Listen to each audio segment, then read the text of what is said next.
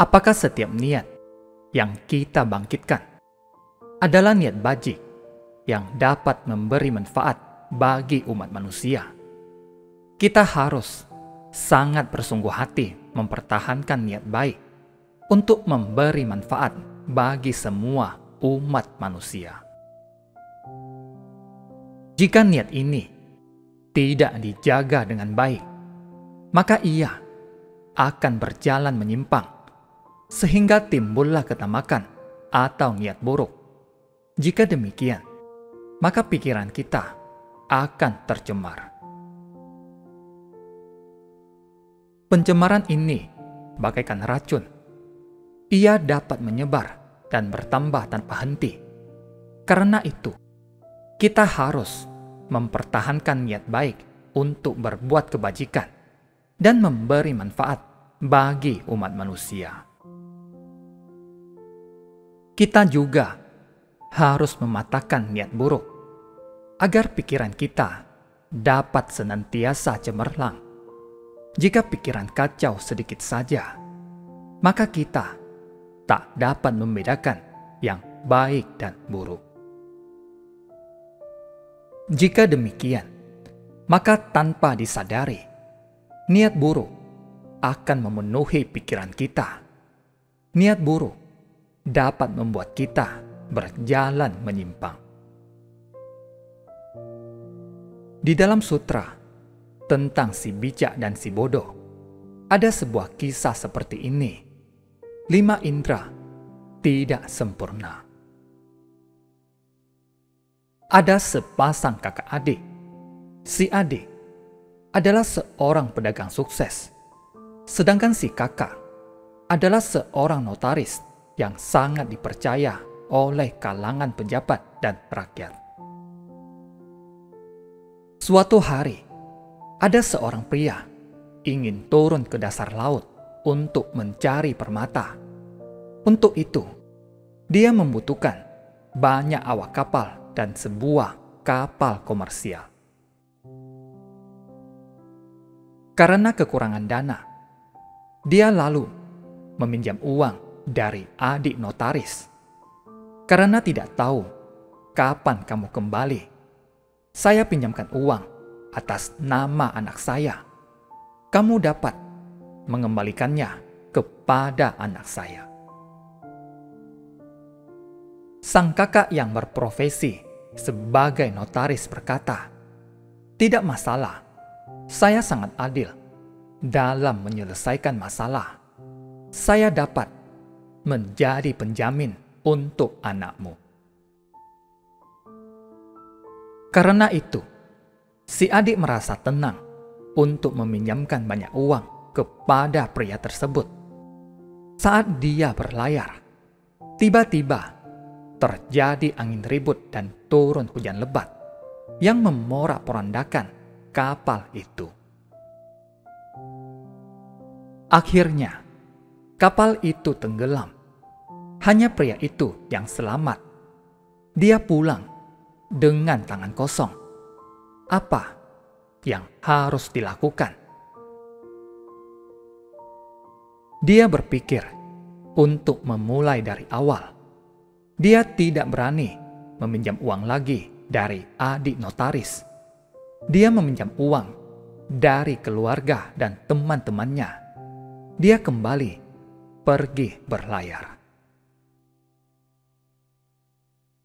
Kali itu, dia membawa pulang banyak harta karun dan memperoleh keuntungan. Bertahun-tahun berlalu, si adik pun meninggal dunia. Anaknya juga sudah bertumbuh dewasa. Suatu hari, dengan sangat sombong, pria yang berutang itu melintas di depan rumah adik notaris. Anak muda itu segera keluar menyapanya dan bertanya, "Apakah kamu datang untuk membayar utang?" Pria itu menjawab, "Saya tidak berutang padamu. Ada, dahulu kamu meminjam uang dari ayah saya. Menyadari bahwa harus membayar utang, pria itu lalu menyiapkan sebutir mutiara. Setelah itu, dia pergi mencari istri notaris. Mohon nyonya membantu saya memujuknya agar saya tidak perlu membayar utang ini. Sang istri menjawab, "Tidak mungkin. Mana mungkin saya meminta suami saya melakukan hal yang melanggar hati nurani." Pria itu pun mengeluarkan sebutir mutiara yang lain. Sang istri pun tergoyah dan menyimpan kedua mutiara itu. Dia lalu memberitahu hal ini kepada suaminya. Tidak mungkin. Utang harus dibayar. Ini sudah seharusnya. Bagaimana mungkin saya melanggar prinsip ini? Saya sudah menerima mutiara dari orang. Jika kamu tidak setuju, maka saya akan dianggap tidak bisa dipercaya. Saya akan menggunakan nyawa saya untuk membayar utang. Jika kamu enggan setuju, maka saya terpaksa mengakhiri hidup saya. Sang kakak sangat serba salah. Akhirnya, dia mengabaikan hati nuraninya. Suatu kali, pria yang berutang ini kembali melintas di depan rumah si adik. Anak muda menghampirinya dan bertanya, "Apakah kamu datang untuk membayar utang?" "Saya tidak berutang padamu." "Ada. Jika penjamin mengatakan saya pernah meminjam uang darimu, maka saya akan membayarnya." Mereka pun pergi mencari si notaris. Pamannya bertanya kepada keponakannya, "Ada hal seperti ini. Saya sudah lupa." "Paman, mengapa Anda menjadi pikun sekarang?" Pamannya sangat marah. "Kamu adalah ponakan saya. Mana boleh kamu berbicara seperti itu kepada orang yang lebih tua." Si paman pun mengusirnya. Mengapa Buddha menceritakan kisah ini? Sesungguhnya ada sebuah kisah lain. Pada zaman Buddha hidup, ada seorang tetua yang memiliki 5 anak perempuan. Beliau tidak memiliki anak laki-laki.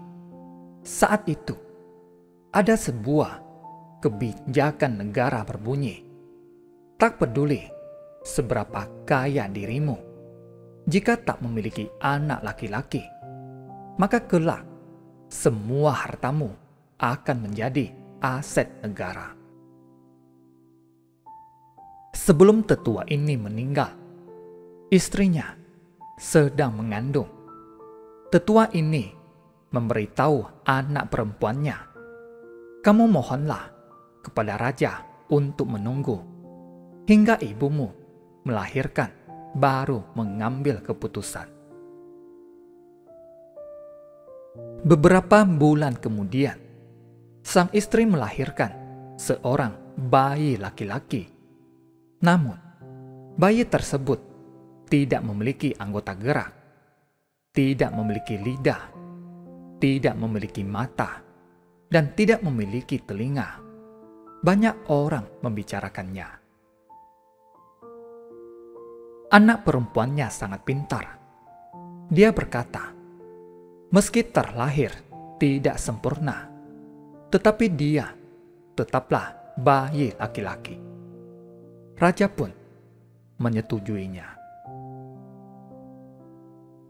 Setelah hal ini terselesaikan, anak perempuan ini menceritakannya kepada suaminya.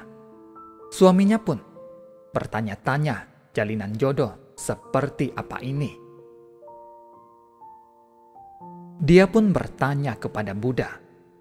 Buddha menceritakan kisah yang saya ceritakan tadi.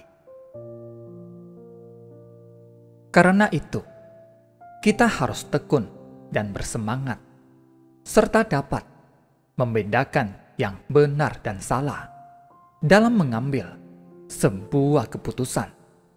Pikiran kita harus sangat tajam. Selain itu, kita juga harus bijak dalam mengambil keputusan. Ini sangat penting.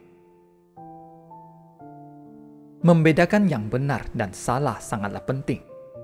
Banyak orang di zaman sekarang yang sangat mudah terpengaruh oleh hal-hal yang mereka dengar, sehingga tidak dapat membedakan yang benar dan salah.